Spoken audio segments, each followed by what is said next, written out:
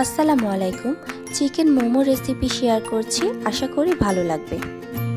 এর জন্য প্রথমে 1 কাপ চিকেন নিয়েছি। চিকেনকে ছোট ছোট পিস করে নিলাম।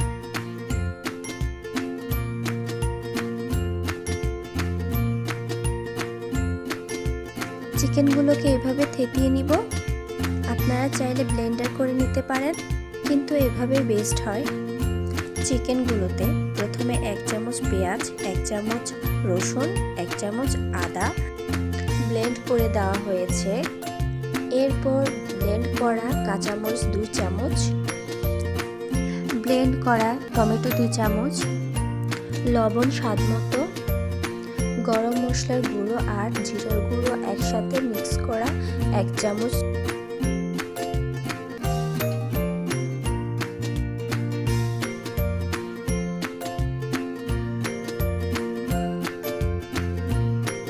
অবশেষে ধনেপাতা কুচি দিয়ে একসাথে মাখিয়ে নিচ্ছি। ভালোভাবে মাখানোর পর ঢেকে রেখে দিচ্ছি 30 মিনিটের জন্য।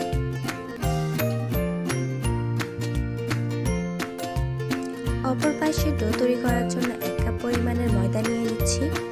স্বাদমতো নুন আর একটু তেল দিয়ে ভালোভাবে মাখিয়ে নিচ্ছি।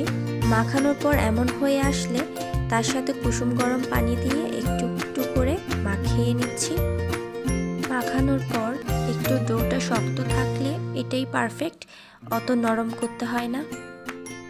ডোকে যত মুথে নেওয়া হয় তত ডো ভালো হয়, তাই অনেকক্ষণ ধরে ডোকে মুথে নেওয়া হচ্ছে। এরপর ছোট ছোট বলের মতো করে নিয়েছি অনেকগুলো। আমি আমার মতো করে এই কয়টা বানিয়ে নিচ্ছি, আপনারা চাইলে আপনাদের পরিমাণ মতো বানিয়ে নিতে পারেন। সবগুলো ছোট সাইজের রুটি বানিয়ে নিচ্ছি। আপনারা চাইলে এর চাইতে ছোট বা বড় করে নিতে পারেন। আমি একটু মাঝারি সাইজের নিয়ে নিলাম, কারণ আমি বেশি ছোট করব না। বাসায় আমাদের জন্য বানালে একটু মাঝারি সাইজের বানাই, একটু সময় বাঁচে, দ্রুত হয় তাই। আর যদি গেস্ট আসে তাদের জন্য ছোট সাইজের বানিয়ে থাকি। কথা বলতে বলতে এই যে প্রথম একটা রুটি হয়ে গেল। রুটিটা একদম পাতলা হবে। রুটিটা ঠিক এমন পাতলা হবে, খুব একটা মোটা না, খুব একটা চিকন না।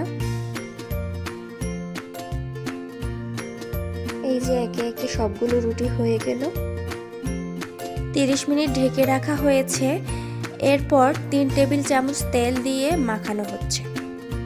তেলটা শেষে দেওয়ার কারণ হচ্ছে চিকেন ম্যারিনেট করে রাখার সময় যে মশলাগুলো ইউজ করা হয়েছে ওইগুলো চিকেনের মধ্যে যেন ভালোভাবে ঢুকে যায়, তাই তেলটা লাস্টে ব্যবহার করেছি। এরপর একটা পাত্রে পানি ফুটানোর জন্য দিলাম। এর উপর একটা ছাঁকনি দিলাম যেন এটাতে আমরা মোমোস বানাতে পারি।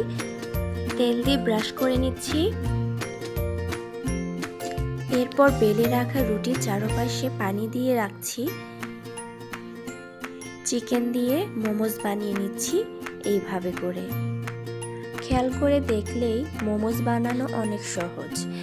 একটা একটা করে কুচি করে করে নিলেই হয়ে যাচ্ছে মোমোস। এখানে 3টি কুচি করে দিচ্ছি, কারণ এখানে রুটিটা একটু বড় ছিল তাই 3টি কুচি হচ্ছে। ছোট আকৃতির রুটি করে নিলে সেখানে হয়তো 2টির কুচি করে থাকবে। রেডি হয়ে গেল একটি মোমোস। এর আগে আমি একটি মোমোস বানিয়ে রেখেছি। এভাবে করে আমি প্রত্যেকটি মোমোস বানিয়ে রেখেছি। এভাবে একটি একটি করে আমি সবগুলো মোমোস সাজিয়ে নিচ্ছি। এভাবে সাজিয়ে রাখার পর ঢাকনা দিয়ে 30 মিনিটের জন্য আমরা ভাপ দিয়ে রাখবো। 30 মিনিটের পর আমরা দেখব আমাদের মোমোস কেমন হয়েছে। ঢেকে রাখার সময় আমরা খেয়াল রাখবো পানি ফুটন্ত অবস্থায় ভাপগুলো যেন বের হয়ে না আসে, তার জন্য আমি ফুটোটা বন্ধ করে রাখছি।